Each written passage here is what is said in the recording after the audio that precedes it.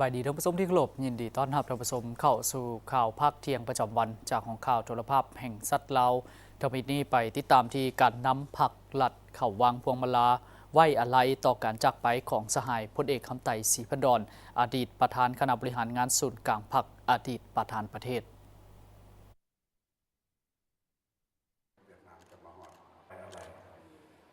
ในวันที่ 3 เมษายน 2025 ครอบครัวศรีพันดรนำโดยสหายนางเวียงทองศรีพันดรคณะเลขาธิการศูนย์กลางภาคประธานศาลประชาชนสูงสุด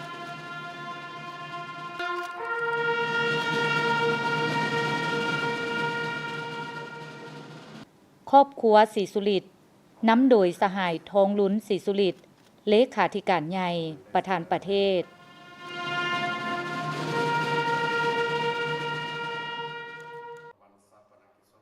การนำผักหลัดคณะบริหารงานศูนย์กลางผัก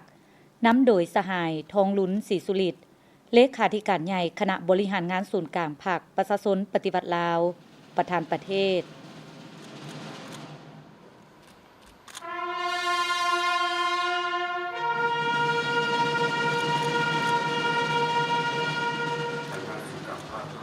คณะสภาแห่งชาตินำโดยสหายไสสมพรพรหมวิหารกรรมการกรมการเมืองศูนย์กลางภาคประธานสภาแห่งชาติพร้อมคณะ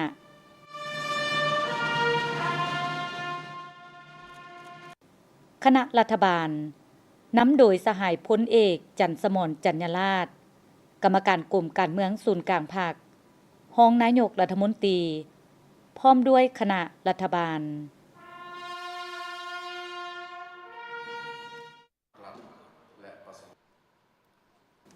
ศูนย์กลางแนวเล้าสร้างชาตินำโดยสหายศิลวงศ์ขุดไพฑูรย์กรรมการกรมการเมืองศูนย์กลางภาค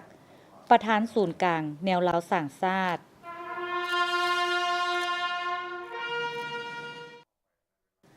ครอบครัววรจิตนำโดยสหายบุญยังวรจิตอดีตเลขาธิการใหญ่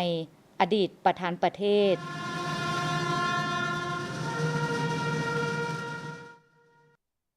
ครอบครัวจัญญราษฎร์นำโดยสหายพลเอกจันทร์สมรจัญญราษฎร์กรรมการกรมการเมืองศูนย์กลางภาครองนายกรัฐมนตรี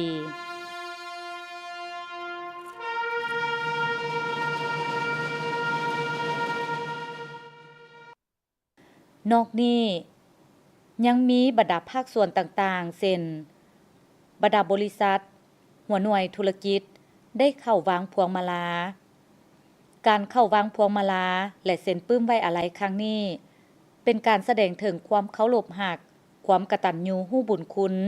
ถึงคุณงามความดีของสหายพลเอกคำไต่ศรีพันดรซึ่งแม่นหนึ่งในการนำหุ่นทำอิฐของภาคประชาชนปฏิวัติลาวเป็นผู้นำในการจัดตั้งปฏิบัติแนวทางเปลี่ยนแปลงใหม่รอบด้านมีหลักการของพรรคเฮาสหายแม่นนักหักชาติแม่นนักปฏิบัติและเป็นผู้นำที่ดีเด่นของพรรคของชาติเฮาตลอดชีวิตของเพิ่นได้อุทิศสติปัญญากำลังวังชาเพื่อภารกิจปฏิบัติของพรรคเฮาเพื่อการพัฒนาประเทศชาติและความอยู่ดีกินดีให้แก่ประชาชนลาวบรรดาเผ่าการจากไปโดยบ่มีวันจะกลับคืนมาของสหายพลเอกคำไต่ศรีพันดรเป็นการสูญเสียอันใหญ่หลวงที่สุดสำหรับภาครัฐและประชาชนลาวบรรดาเผ่าเพื่อแสดงความรู้บุญคุณอันลึกซึ้งและความอาลัยหักอย่างสุดซึ้งถึงสหายพลเอกคำไต่ศรีพันดรคณะบริหารงานศูนย์กลางภาคสภาแห่งชาติรัฐบาลแห่งสาธารณรัฐประชาธิปไตยประชาชนลาวและศูนย์กลางแนวลาวสร้างชาติตกลงไว้ถูกระดับชาติเป็นเวลา5 วันโดยเริ่มแต่วันที่3 ถึง 7 เมษายน 2025ที่หอประชุมแห่งชาติครอบครัวการนำผักหลัดอดีตการนำผักหลัดวางพวงมาลาต่อการจากไปของสหายพลเอกคำไต่ศรีพันดรอดีตประธานคณะบริหารงานศูนย์กลางผักอดีตประธานประเทศในตอนเช้าวันที่ 4 เมษายน 2025 ครอบครัวการนำผักหลัดและอดีตการนำผักหลัดวางพวงมาลาต่อการจากไปของสหายพลเอกคำไต่ศรีพันดรอดีตประธานคณะบริหารงานศูนย์กลางผัก อดีตประธานประเทศแห่งสาธารณรัฐประชาธิปไตยประชาชนลาวซึ่งเริ่มด้วยครอบครัวจิตมณีนำโดยสหายบุญทองจิตมณีกรรมการกรมการเมืองศูนย์กลางพรรคผู้ประจำการคณะเลขาธิการศูนย์กลางพรรครองประธานประเทศ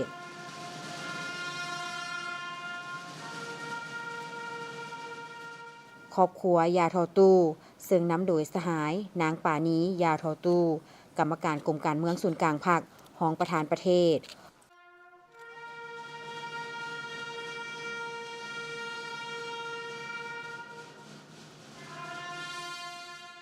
ครอบครัวขุดไพฑูรย์ซึ่งนำโดยสหายศิลวงศ์ขุดไพฑูรย์กรรมการกรมการเมืองศูนย์กลางพรรคประธานศูนย์กลางแนวลาวสร้างชาติ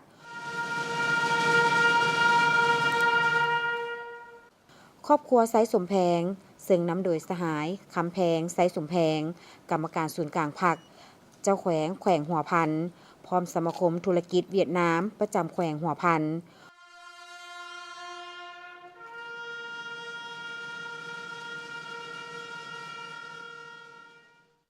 ครอบครัวบุพภาวันและครอบครัวสุขวงศ์ซึ่งนำโดยสหายบัวสอนบุพภาวันอดีตกรรมการกรมการเมืองศูนย์กลางพรรคอดีตนายกรัฐมนตรี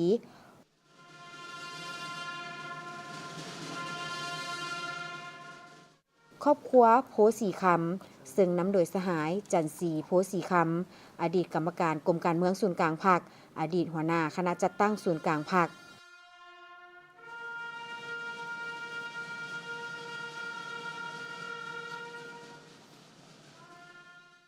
การวางพวงมาลาเพื่อแสดงความกตัญญูรู้บุญคุณถึงคุณงามความดีของสหายพลเอกคำไตศรีพันดรซึ่งแม่นหนึ่งในการนำหุ้นทำอิฐของพรรคประชาชนปฏิวัติลาวเป็นผู้นำในการจัดตั้งปฏิบัติแนวทางเปลี่ยนแปลงใหม่รอบด้านและเป็นผู้นำที่ดีเด่นของพรรคของชาติตลอดชีวิตของเพิ่นได้อุทิศสติปัญญาเหือแหงและความเสียสละอย่างแหงกล้าเพื่อภารกิจปฏิวัติเพื่อการพัฒนาประเทศชาติและความอยู่ดีกินดีให้แก่ประชาชนลาวบรรดาเผ่าผลงานและความงามคุณดีของเพิ่นจะอยู่ในความทรงจำของชาวลาวบรรดาเผ่าตลอดกาลนาน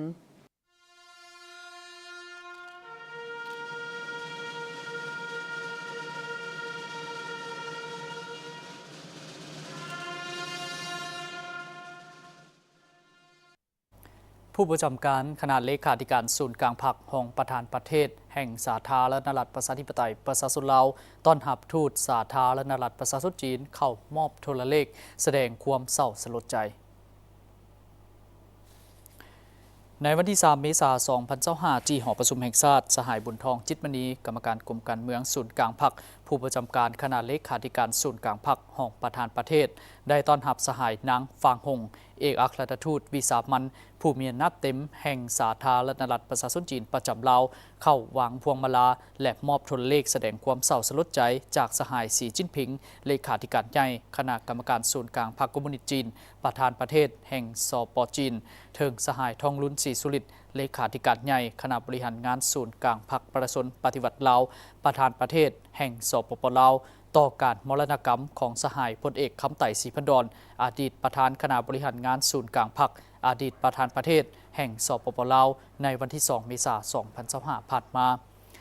สหายทูตจีนได้ตั้งหน้าให้พรรคและรัฐบาลสปป.จีนแสดงความเศร้าสลดใจและความอาลัยอาวรณ์ต่อการมรณกรรมของสหายพลเอกคำไต่ศรีพันดรและแสดงความเห็นใจอย่างจริงใจต่อครอบครัวของสหายพลเอกคำไต่ศรีพันดรซึ่งบ่เพียงแต่เป็นการสูญเสียการนำที่ดีเด่นหุ้นอาวุโสของพรรครัฐลาวแต่ยังเป็นการสูญเสียสหายและเพื่อนมิตรที่สนิทสนมของพรรคและประชาชนจีนสหายบุญทองจิตมณีได้แสดงความขอบใจต่อการแสดงความเห็นใจของสหายทูตจีนตีราคาสูงต่อโทรเลขของสหายสีจิ้นผิงเลขาธิการใหญ่ประธานประเทศจีนและตั้งหน้าให้สหายเลขาธิการใหญ่ประธานประเทศทองลุนศรีสุริตก็คือศูนย์กลางพรรครัฐบาลและประชาชนลาวแสดงความขอบใจการนำสูงสุดของพรรครัฐจีนที่ได้บีแบ่งความทุกโศกต่อการสูญเสียในครั้งนี้ซึ่งเป็นการแสดงให้เห็นถึงสายพัวพันมิตรภาพอันเป็นมุนเสื้อที่การนำหุ้นอาวุโสของ2พรรค2รัฐลาวจีนได้ร่วมกันสร้างไว้ก็คือการพัวพันร่วมมือแบบคู่ร่วมชะตากรรมลาวจีนในปัจจุบันอย่างแท้จริง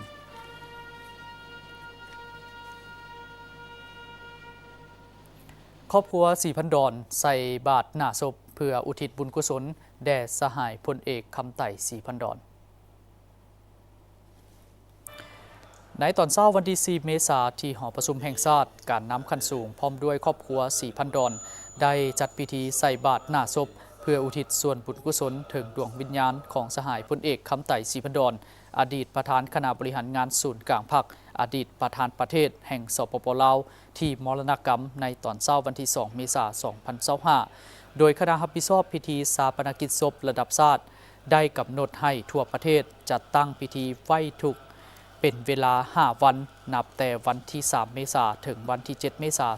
น 2025ส่วนอยู่นครหลวงเวียงจันทร์คณะรับผิดชอบพิธีชาปนกิจศพระดับชาติได้จัดตั้งการเข้าคำนับศพแต่วันที่ 3 ถึงวันที่ 6 เมษายน 2025ตอนเช้าเริ่มแต่เวลา 8:30 นาทีถึง 12 โมงตอนบ่ายเริ่มแต่เวลา 14 โมงถึง 17 โมง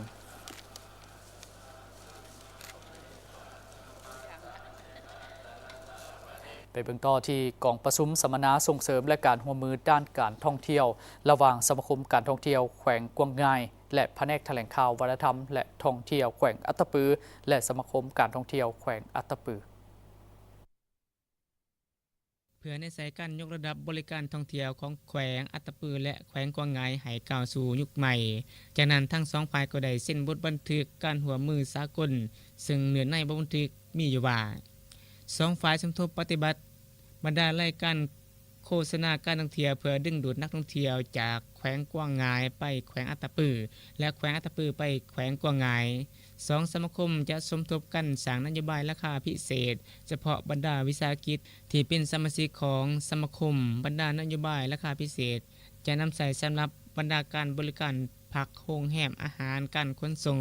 พนักงานนำเที่ยวและบรรดาการบริการท่องเที่ยวอื่นๆรวมทั้งสนับสนุนการฝึกอบรมยกระดับทักษะให้แก่พนักงานนำเที่ยวพนักงานบริการท่องเที่ยวเพื่อตอบสนอง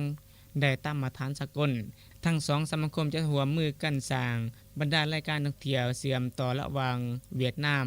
และลาวตามทิศทางหอบด่านพัฒนาบรรดารายการท่องเที่ยวที่เป็นเอกลักษณ์สมทบระหว่างการค้นคว้าธรรมศาสตร์วัฒนธรรมประวัติศาสตร์และอาหารพื้นเมืองของสองประเทศสองฝ่ายจะจัดกองประชุมเป็นประจำทุกปีเพื่อติดเลขาการหัวมือเสนอมาตรการสุขอยู่การท่องเที่ยว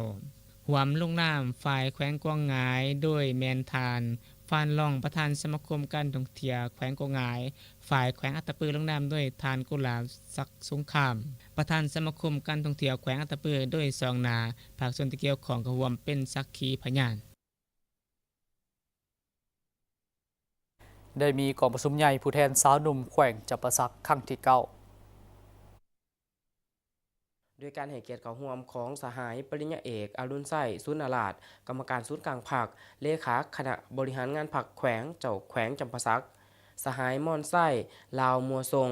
กรรมการสำห้องศูนย์กลางพรรคเลขาคณะบริหารงานศูนย์กลางสาวหนุ่มประชาชนปฏิวัติลาวสหายนางวัฒนาศิริมาคณะประจำพรรคแขวงประธานแนวเล่าสังสรรค์แขวงผู้สีนำเวียกงานสหพันธคบเก่าและองค์การจัดตั้งมหาชนขันแขวงสหายคำศรีลิ้นสวัสดิ์เลขาคณะบริหารงานสาวหนุ่มแขวงสมัยที่ 8มีบรรดาสหายการนำแขวงการนำจากกรมกองของศูนย์กลางสาวหนุ่มการนำจากแผนกการกรมกองอ้อมขางแขวงการนำนครเมืองมีพนักงานอาวุโสบำนาญแขกเสิร์และผู้แทนสมบูรณ์ทั้งหมด132สหายยิง27สหายซึ่งเป็นตัวแทนให้แก่สมาชิกสาวหนุ่มประชาชนปฏิวัติลาวในทั่วแขวงทั้งหมด 44,396 สหายในกองประชุมสหายคำศรีลิ้นสวัสดิ์เลขาคณะบริหารงานสาวหนุ่มแขวงสมัยที่ 8ได้กล่าวเปิดกองประชุมอย่างเป็นทางการต่อมาสหายสุวรรณราชศรีหานนท์ห้องเลขาคณะบริหารงานสาวหนุ่มแขวงสมัยที่ 8ก็ได้ผ่านหางรายงานการเคลื่อนไหวเวียกงานสาวหนุ่ม5 ปีที่ผ่านมาและทิศทางแผนการ5 ปีในต่อหน้าพร้อมนี้สหายคำแดงดีวิไซห้องเลขาคณะบริหารงานสาวหนุ่มแขวงสมัยที่ 8ก็ได้ผ่านบทสำรวจการนำพาร่วมเวียกงานสาวหนุ่มเยาวชน5 ปีที่ผ่านมาและผ่านทิศทางแผนการใน5 ปีต่อหน้า